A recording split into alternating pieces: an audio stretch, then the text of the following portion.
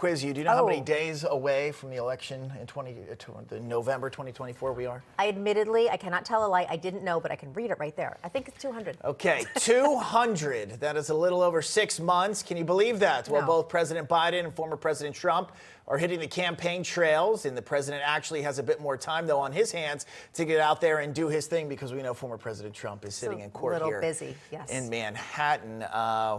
Trump, we saw him leaving court today. That's right. And we still have one candidate who is making waves. Yes, there is a distant third out there. We're talking about Robert F. Kennedy Jr. He's running as an independent, and he just qualified for the ballot in Michigan. But who could Kennedy possibly take votes away from? Biden, Trump, or both?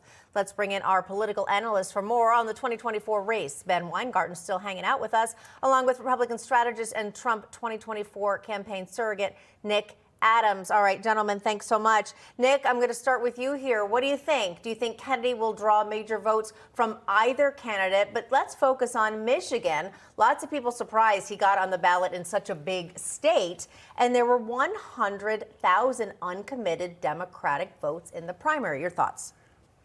Katrina, great news for RFK. If you're an RFK supporter, he did get on the ballot in Michigan.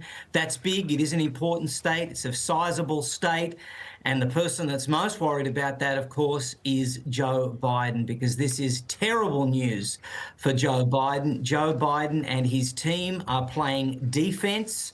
You can see that. The whole charade in Philadelphia yesterday, in Pennsylvania, where they rolled out all of the Kennedy family to assure everybody that their man was Joe Biden, was clear evidence of that defense strategy. It's not looking good for Joe Biden. I think any clear and impartial observer looking at this will tell you that RFK poses the greatest threat to Joe Biden. Not so much Donald Trump, although he may siphon a few votes away. But the one person right now who is distressed about this is Joe Biden. Yeah, we know President Joe Biden went to Pennsylvania this week, went down to Pittsburgh, Katrina, talking about steel tariffs. Right.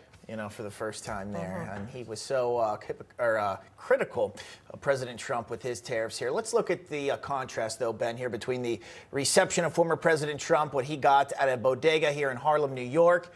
As we're going to see here, great crowd. People out there cheering, chanting his name. I know kids were saying they love Trump. Then we have President Biden, his stop at a Sheetz in Pennsylvania, out there over in Pittsburgh. Barely anybody there. Ben, should we be making something of this or not? What do you think?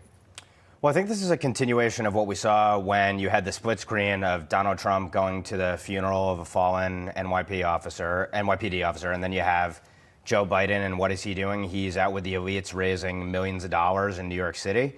And one person seems natural with real Americans, and the other person seems unnatural in almost any setting. And then it's sort of in the continuous mode that we saw in 2020 of a basement campaign. And what were Joe Biden's rallies? It was 10 people honking horns, people standing in circles separated from each other by 15 feet. One of them is a true populist hero for Americans, and the other one simply can't compete on that basis. So I don't think we should make something of it, because there's a clear contrast in who's comfortable with the American people and who really rallies and galvanizes support.